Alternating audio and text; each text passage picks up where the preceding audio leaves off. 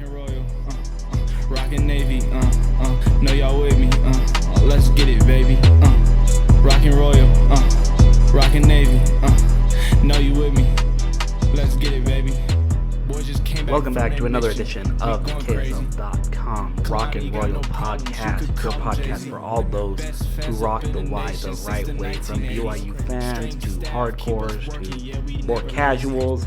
Whether you're a fan of football, men's basketball, women's basketball, soccer, volleyball, defending national champion cross-country teams, whatever it is, we have a place for you. I'm Sean Walker, your BYU beat writer and college sports reporter over at KSL.com, here for a quick hit because we got some breaking news on a Monday morning. No Friday news dump this time. No Friday at 4:30 like we initially got when this high-profile player first withdrew from the university, but BYU quarterback, or former BYU quarterback now, Jake Retzlaff, has reportedly made his college decision. First reported by Pete Thamel over at ESPN, so I want to give Pete plenty of props. Followed up, Bruce Feldman over at The Athletic and Fox Sports also reported it. I saw from Pete Nakos, from On3, a bunch of others. I believe it all. It was initially reported by ESPN, though, so I'll give Pete the credit there. Jake Retzlaff has verbally committed to enroll at Tulane. He will be a transfer. He was about a class or two short of formally receiving his BYU degree. I know he walked in April. This kind of stuff happens all the time with BYU students, guys. Like, don't trip too much over it.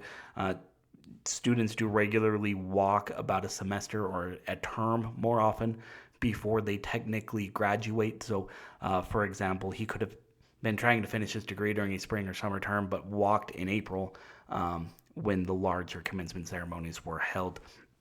As such, though, because of the timing of when he unenrolled from BYU, it seems unlikely that he actually finished that course. So he's not technically a graduate transfer. He's not technically a transfer in the traditional sense of college football.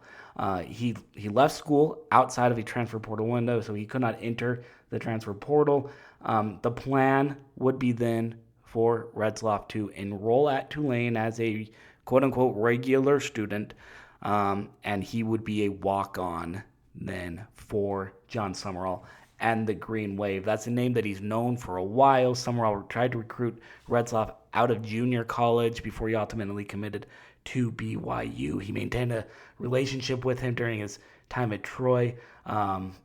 Actually took an official visit to Troy when Summerall was there, and now the second-year Tulane coach rails in a quarterback with starting experience in a power conference that led his team to an 11-2 record and a top 15 national ranking last year, while the Green Wave are searching for a quarterback themselves following Darian Mensah's transfer to Duke and all the portal machinations. He'll join a roster that includes Iowa transfer Brendan Sullivan and former Ball State starter Caden Somoza, as well as Illinois transfer Donovan Leary. It formerly included TJ Finley as well, but he unenrolled and transferred from Tulane following legal troubles in April. So the Green Wave, looking for a transfer, wanted somebody with power conference experience or at least high-level FBS experience. Jake Retzlaff, also looking for a team, very much fits that bill in there. Kind of a solid pairing here. Interesting note, according to Pete Thamel, is Tulane spent just over a week doing background on Jake Retzlaff, including an investigation by the university's Title IX office to vet the transfer. You may recall Retzlaff was the subject of a lawsuit in May by an unidentified Salt Lake woman who claimed he raped her in his Provo apartment in 2023. Retzlaff responded denying each and every allegation, but did admit that the evening included clear and consensual sexual intercourse between the two parties. The lawsuit was subsequently dropped just a couple days later, June 30th, with prejudice. That means that it can't be refiled again, and both parties agreed in the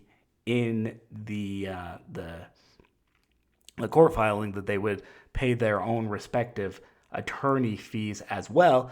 But by admitting to having premarital sex, Retzlaff also admitted to a violation of the BYU Honor Code, which, among other things, says that all students are required to live a, quote, virtuous and chaste life, which includes abstaining from relationships outside of a legal marriage between a man and a woman. So that obviously left some complications. BYU did its own investigation. Eventually, there was news of a multi-game suspension that was expected to follow Retzlaff.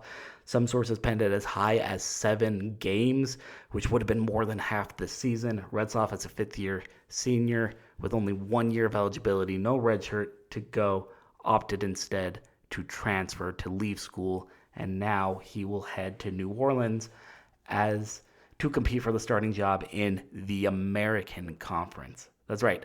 No longer the American Athletic Conference. The American Conference has officially rebranded, dropping the athletic, and also adding an official mascot, a cartoon eagle that I think all of you need to look at. It is maybe the best conference mascot I've ever seen. I don't know. There are a couple. Not every mascot or not every conference has a mascot, but this one's pretty good.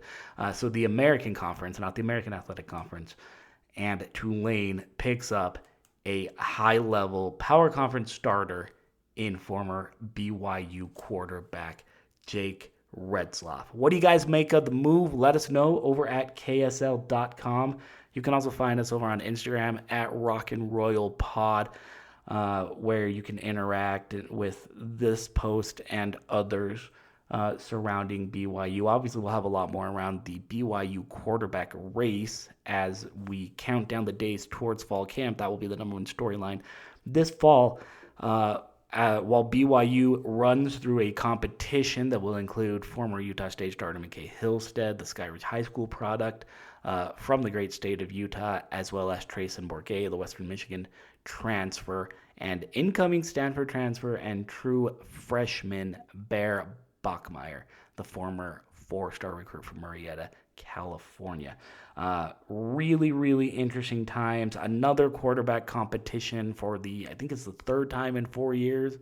It might be fourth time in 5 years that BYU has had an official quarterback competition going into fall camp. But competition does tend to bring out the best in head coach Kalani Sitake's program, and you can be certain that we'll be all over that as we count down the days and head into BYU fall camp ahead of the 2025 season.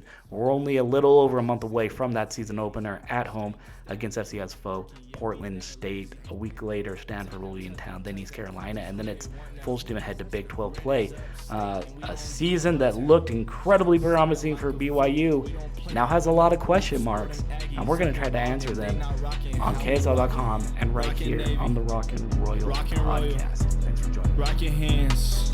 Rockabye babies, rock the stands with the fans. If you with us, raise your hands. Rockabye baby, rockin' Navy. Shout out to my teams, wives and babies.